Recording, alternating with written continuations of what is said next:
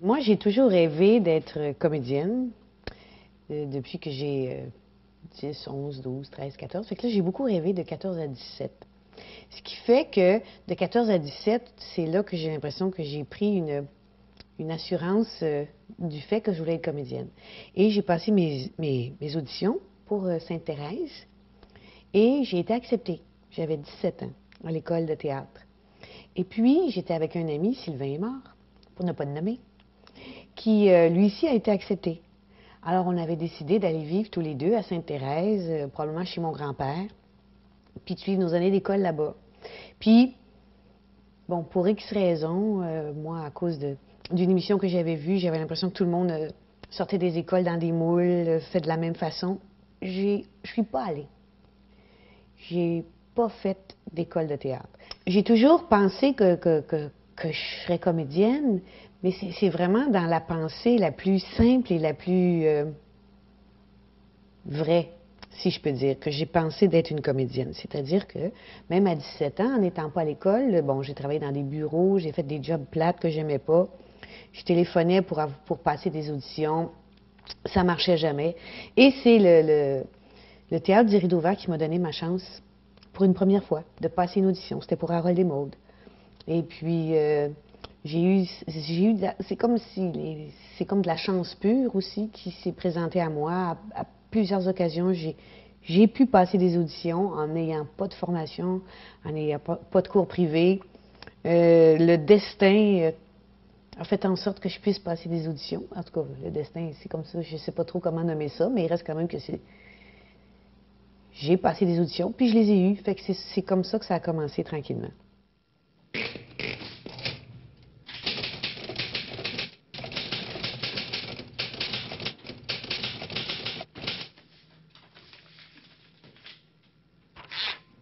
Alors moi, j'ai rencontré Marcel, je pense que c'était autour des années 80. On faisait une pièce de théâtre d'été, et puis au théâtre de Marjolaine, à Eastman. Et puis, on s'est très bien entendu parce qu'on avait la même folie. Marcel et moi, on a ri ensemble, vraiment, euh, c'était des personnages qu'on se créait, on faisait toutes sortes de voix, toutes sortes de rôles, on se faisait rire beaucoup. Beaucoup, beaucoup, beaucoup. On a eu un enfant ensemble, on a eu notre Laurence qui aujourd'hui aura 20 ans, bientôt. Et puis, Laurence est née en 85. Et Marcel a décidé de se bâtir un théâtre en 86. C'est sûr que j'étais d'accord avec lui parce qu'il y avait vraiment le vent dans les voiles à l'époque, Marcel. C'est-à-dire sa carrière a vraiment monté en flèche dans les années 83, 84, 85. Donc, il était quand même assez connu et il pouvait attirer par lui-même beaucoup de gens. Il était dans un sommet, il plaisait beaucoup, tous les rôles à la télévision, au cinéma, au théâtre. Il était dans un moment très effervescent de sa vie.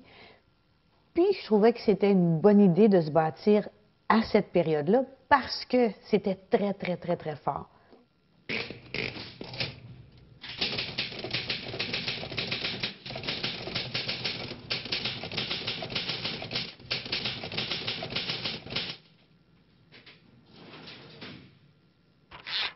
Quand Laurence était petite, elle faisait beaucoup, beaucoup, beaucoup de pièces de théâtre.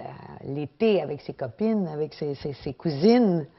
Il nous faisait des pièces de théâtre constamment. Je veux dire, on assistait à des pièces de théâtre, je ne sais pas combien de fois durant l'été.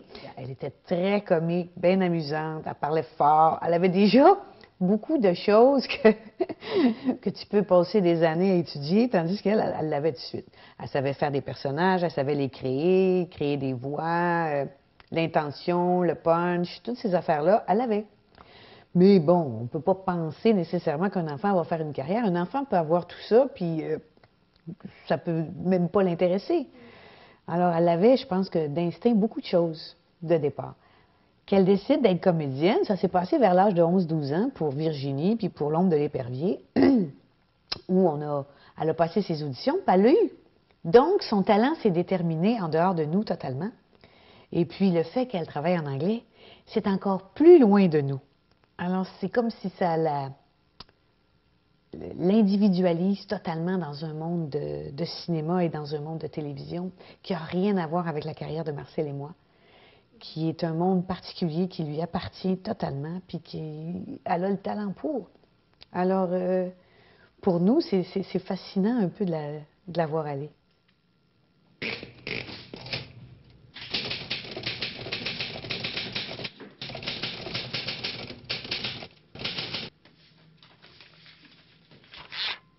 Elle va s'installer là-bas pour 3 mois. Alors oui, je suis insécure, mais je pourrais être insécure si elle serait à Montréal puis qu'elle était, je sais pas moi, vendeuse n'importe où. Il y a autant d'insécurité, il n'y a pas plus de sécurité ni à un endroit ni à un autre. Alors, si elle a la chance d'aimer ce métier-là, je ne vois pas pourquoi j'en empêcherais. Parce que ça comprend beaucoup, beaucoup, beaucoup, beaucoup de beaux moments.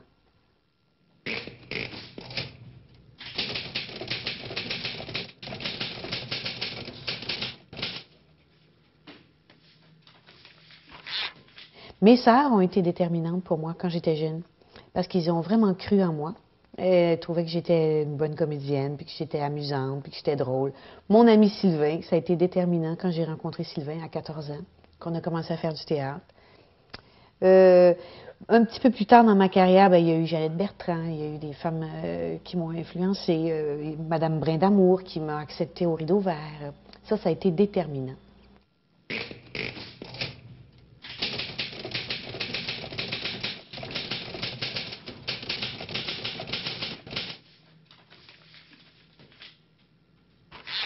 Premièrement, je rêve que Laurence trouve un équilibre dans ce qu'elle veut faire, puis trouve vraiment le désir qu'elle a de faire ce métier-là. J'aimerais ça qu'elle l'atteigne, que ce soit à Montréal ou à Hollywood. Everybody goes to Hollywood. Tout le monde va aller à Hollywood. Pourquoi pas Laurence?